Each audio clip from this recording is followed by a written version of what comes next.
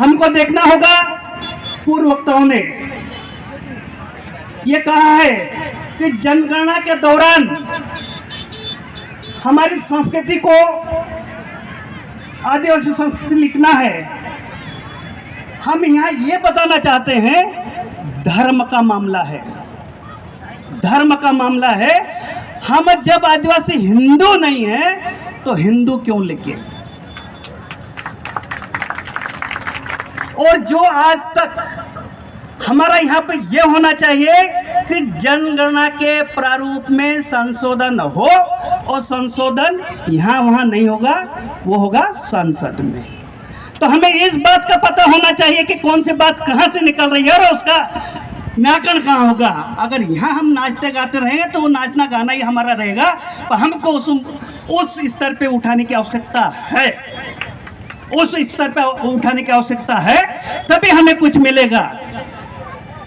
हम ये देख रहे हैं कि क्षेत्रीय आरक्षण में बहुत से ऐसे हैं कि हमारे आदिवासी समाज की जहां बहुलता है वहां पे दूसरे समाज को घुसड़ के आदिवासी जो सीट होना चाहिए उसको अलग कर देते हैं, ताकि आदिवासी की बहुलता न बढ़े, प्रतिनिधित्व न मिले। तो इन बिंदुओं को पढ़े लिखे लोगों को ध्यान देने की आवश्यकता होगी, नहीं तो चुनाव के दौरान ऐसे ही हम लोग लड़ते रहेंगे, उनको चुनाव जिता देंगे जो केवल उंगली को ऊपर करते हैं। उनको हाथ ऊपर करने वाला चाहिए, उंगली ऊपर करने वाला है। जो गलत ढंग से हाथ ऊपर करता है उसको काटने वाला नहीं चाहिए, जो हमको सोचना होगा। हमको ये देखना होगा कि हमारी संस्कृति, सभ्यता, धर्म और जाति किस प्रकार से अक्षुण्ण रह सकती है, किस प्रकार के रह सकती है। ऐसे रीति रिवाजों को हमको सहन करना, उससे ऐसे रीति रिवाजों में हमको पलना पड़ेगा, और जो इसमें गलत ढंग से हमको ले जा रहे हैं उसको छोड़ना होगा, चाहे उसके पीछे कोई भी लालच दे। मैं एक ही उदाहरण देना चाहता हूँ। क्या मुख्यमंत्री कन्यादान योजना क्या हमारे धर्म को, हमारी जाति को, हमारे रस्म को बिगाड़ नहीं रही है? बिगाड़ रही है, क्योंकि हम जब शादी करते हैं तो खड़माटी खोदते हैं, हम शादी करते हैं तो पानी को पूजते हैं, हम शादी करते हैं तो झाड़ को पूजते हैं, हम शादी करते हैं तो कुएं को, पानी को शुद्ध रखने के लिए उसकी पूजा पाठ करते हैं। क्या मुख्यमंत्री कन्यादान योजना में ये बातें होती है? नहीं होती। 25,000 के पीछे तुम्हारी संस्कृति को नष्ट कर रहे हैं। आपको मांग होना चाहिए, ये 25,000 में अलग अलग शादी कर रहे हैं, उसमें दो, उसमें दो। और नहीं देना तो हम अभी भीख मंगे हैं, तो कुछ दिनों के बाद में हम समझदार होंगे, उस वक्त भीख की हमें कोई आवश्यकता नहीं है, ये हमारा अधिकार होगा।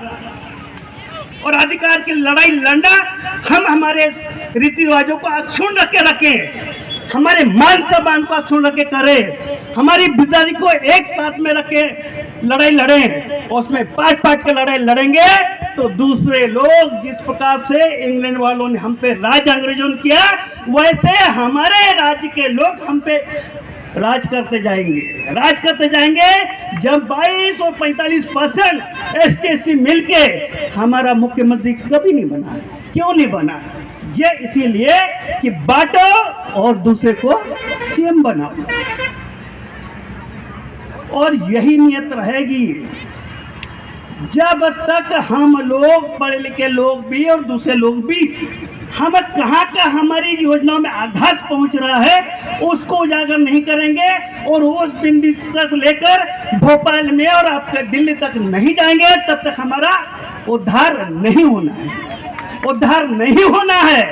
केवल चुनाव में आपको सरपंच बना देंगे, उप सरपंच बना देंगे, कहीं कहीं विधायक बना देंगे, कहीं पे मंडी अध्यक्ष बना देंगे, कहीं पे आपके जल योजना में अध्यक्ष बना देंगे। और ऐसे अध्यक्ष बनाने से क्या होता है? हमको तो वो चाहिए असली हक, जहाँ से योजना बनती है उसको निर्धारण करने का हक चाहिए, जो हक नहीं मिल रहा है। तो आपको, हमको इस समय वो बात सोचना है। आप देखिए, मध्य प्रदेश शासन के किसी भी राज्य में और मध्य प्रदेश शासन में भी अगर जो ट्राइबल क्षेत्र की योजनाएं बनती है, उसके लिए सभी हमारे आदिवासी विधायक हैं, उनके बैठक करके उनकी समिति बनी है। समिति बनने के बाद में उनके माध्यम से योजना जो नेम है उनमें परिवर्तन होना चाहिए। ये हो रहा नहीं हो रहा है, क्योंकि उस समिति के अध्यक्ष हमारा आदिवासी होना चाहिए, तो वो नहीं होकर दूसरे हैं। ये हमारे विधायकों की मांग होना चाहिए कि जिस समिति के माध्यम से आदिवासियों की समिति हो उसका अध्यक्ष भी आदिवासी हो, दूसरा क्यों बने? ये होगा तभी जाके होगा। और कौन कौन सी योजना में आदिवासियों का हो सकता है? बहुत से ऐसा फंड है। हमको भोपाल में आपके अंदर भोपाल के अंदर ट्रेन में बैठने की आवश्यकता नहीं है, वही पैसा हमारे गांव में लगाते, नाली में लगाते, खड़े में लगाते, आपके एग्रीकल्चर में लगाते, उसका विकास 100 करोड़ की आवश्यकता नहीं थी, उससे हमें कोई लाभ नहीं होना है। तो हमको ये देखना पड़ेगा कि जो आदिवासियों का फंड है वो आदिवासियों के हित में लगे।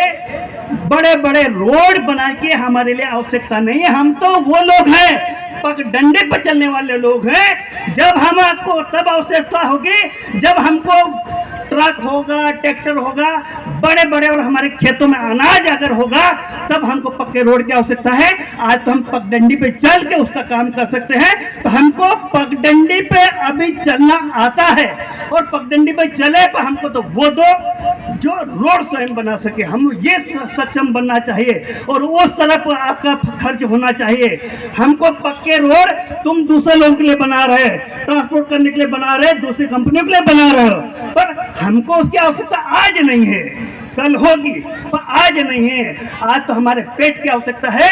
पेट में अगर अच्छा खान पान होगा, हमारी उम्र बढ़ेगी, तो हम फिर मांग करेंगे कि पक्के रोड बनाओ, रेल पर अच्छी लाओ, तब मांग करें। आज तो हम सब दर दर की ठोकरें खा रहे हैं। जो 3 साल से पीएससी हो रहा है पर आज तक रिजल्ट नहीं आया। ओबीसी को आरक्षण की बात हो रही, कोर्ट में हो रही, तो उसमें आदिवासियों का कोई वो नहीं है। आदिवासियों को अलग करके आदिवासियों को रिजल्ट डिक्लेयर कर दो। सामान्य की और आदिवासी को तुम अलग बात करना, तो आदिवासियों को आपकी नौकरी मिले।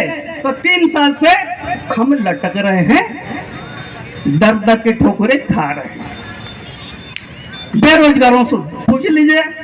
तो हमको इन सब बातों को, शिक्षा को देखना होगा।